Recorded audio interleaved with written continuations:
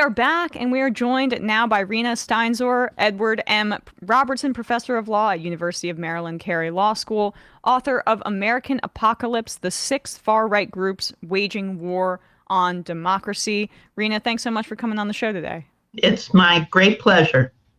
So, the big six groups, six horsemen, if you, Horsemen of the apocalypse. Exactly. I loved how you invoked that. And also there are really six. There are six of these groups that make up the American right. You write them as big business, basically corporations, the Tea Party, and then the Freedom Caucus, which it became, the Federalist Society, Fox News, white evangelicals, and militia members. Those were the six that you lay out in your book. How did you come to defining those six groups or factions as the horsemen of the right-wing apocalypse? Well, I've been thinking about the subject and the connection for a long time. I don't think there is any other book that focuses in on the private sector groups that have caused so much turmoil and damage in the country. And after thinking about it long and hard, this was what I came up with.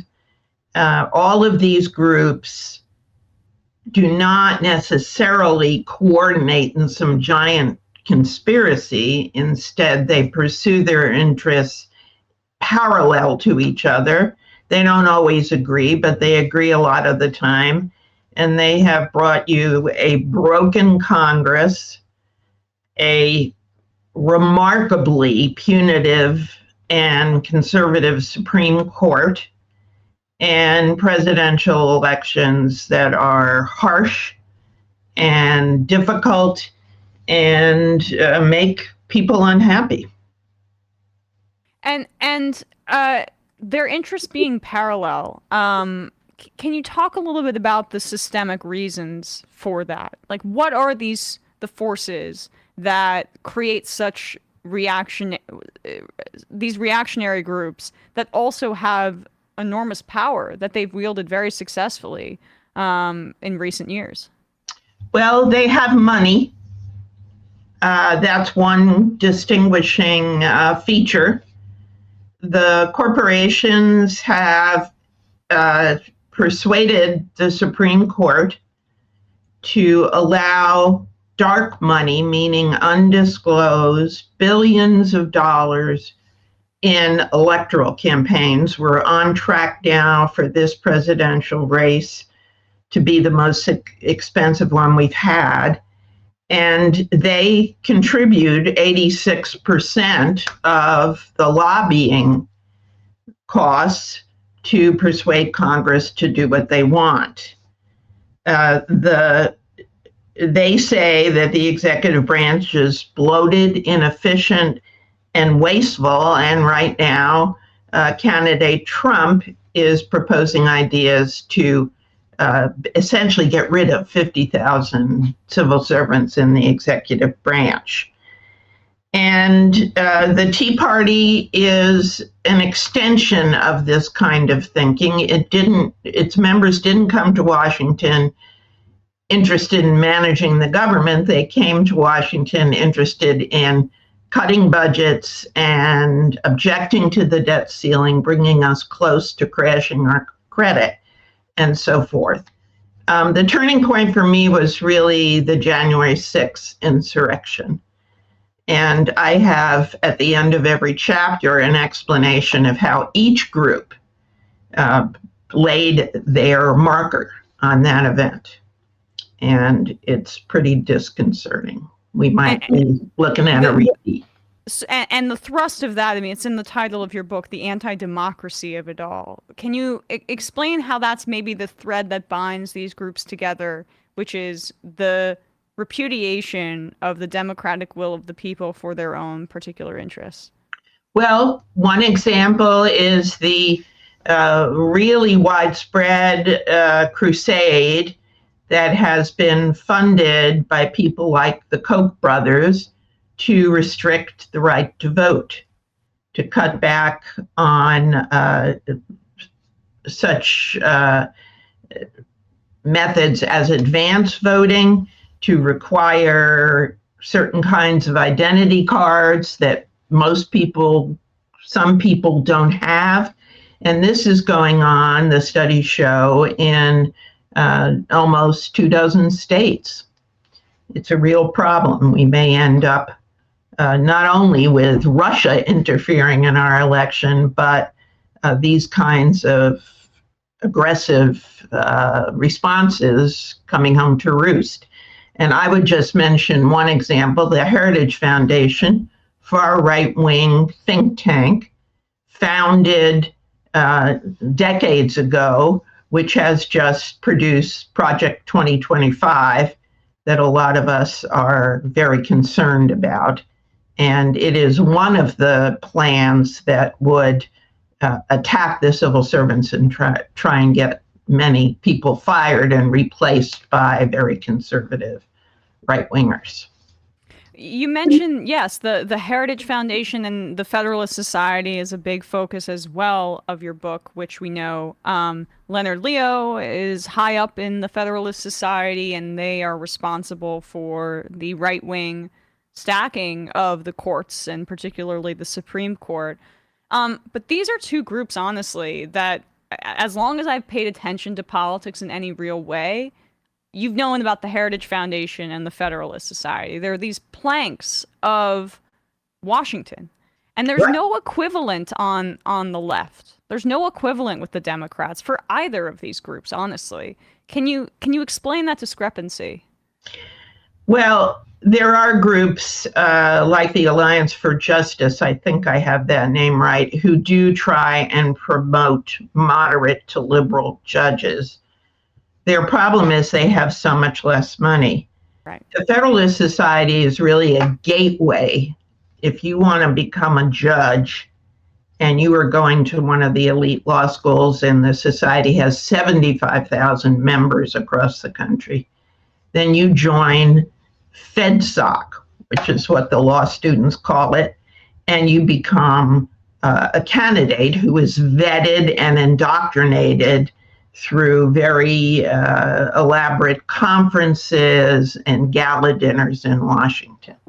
We are actually experiencing a system-wide issue with our streaming service, so apologies that you won't be able to see me, but hopefully you can hear me. Rena, thanks for sticking with us. Let's pick up where we left off about the Federalist Society, and I think my question was about why there aren't equivalent groups on the Democratic side, and you were talking about how much more money they have. Yes, I just pulled up the staff members for the Alliance for Justice. I was right about that. That's the liberal group that advocates for judges, advocates to the president, and then once they're nominated, tries to help them get through. And there are 5 of those.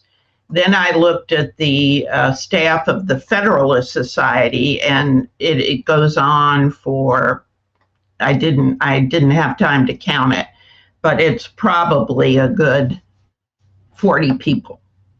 So this is, I'm guessing at that, but it's very substantial. It goes on for what must be more than one computer page.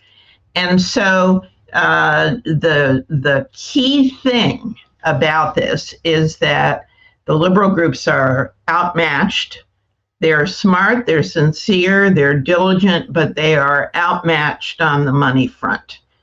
And what the Federalist Society offers is that if you belong and are very active, you will get nominated. President Trump ran around with their list of judges and waved it in the air. And Ruth Marcus wrote a book about Brett Kavanaugh, and about 30 pages of it are devoted to how he got on the Federalist Society list.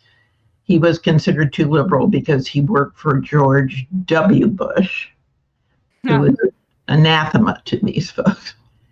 So it's money, and it also is, if I can just skip to the end, a threat of violence. And that's militia, who were prosecuted by the Justice Department. Candidate Trump has, for what they did on January 6th, attacking the Capitol, storming through the halls, screaming that they would kill Vice President Pence and Nancy Pelosi, and the Justice Department prosecute them. Candidate Trump has said he would pardon them all. Right. And those militia groups, this is to your point earlier about how they're working parallel to one another, but maybe not in coordination. These militia groups and also the evangelicals who you speak about, they have their own kind of cultural aims, right? The Oath Keepers, the Proud Boys, but then the evangelicals wanting basically a version of Christian theocracy in this country. Christian nationalism, absolutely right. So, and we hear sometimes people try to say, well, there's a culture, don't focus on the culture war. We should be focusing specifically on policy. But these things are intertangled. And you can just see it in the way that right-wing movements approach it from a multi-pronged approach. Can you speak a little bit about their role in anti-democracy? These are groups that are in total the minority in this country, but they have and their vision is minoritarian, but they are quite effective at pushing their agenda forward. Well, let me just say the big overview is that the country, of course, is changing demographically. But for the time being, these groups remain very effective. And the reason why white evangelicals are so effective is that their turnout numbers are very high. So they have very committed people who turn up to vote in very large numbers. And the backlash that has been generated by their preferences is seen in the whole abortion fight.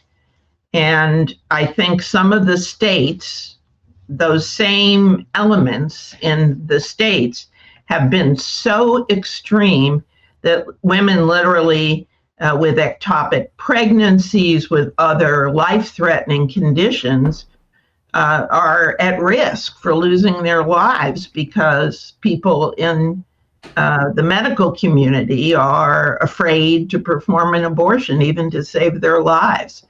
And I am sure this will be a huge issue in this election, and it will continue to be an issue as the states swing further and further to the right. And the other thing I just want to throw in is that another issue that is critical in my book is climate change. And white evangelicals believe that climate change is the rapture or the end of days. They don't think it's anything that humans have caused. And they are actually looking forward with some trepidation to when circumstances become very difficult for people to survive. Sorry. Go ahead. No, I'm sorry if that was long-winded. No, not at all.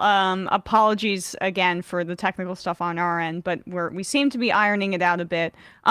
So, and the media apparatus this is all communicated through, I think, is really key. And you focus on this via Fox News. I mean, 3 decades of Fox News, it's really impossible to quantify their effect on our politics. But if you could just explain their impact in as many, as few words as you can, it's difficult to quantify, as I mentioned. Well, Fox News, and this is very important, has a maximum audience of about 3 million. That is the highest number, somewhere in that range. Nobody who is younger watches cable news anymore. But those 3 million people are very conservative. They're generally white. They are dominated by men, and they are over 65, the majority of them. So as long as they remain glued to their television screens, and I'm not saying women don't participate, it's just men who dominate, we're going to be having that influence in the election. Those people also vote.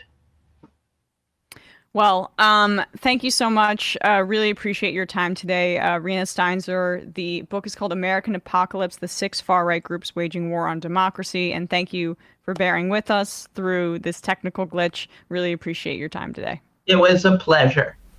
Hey, folks, don't forget to hit the subscribe button and check out our daily show. We do it every day at 12 p.m. Eastern for about 2.5 hours. We even take phone calls. You should check that out.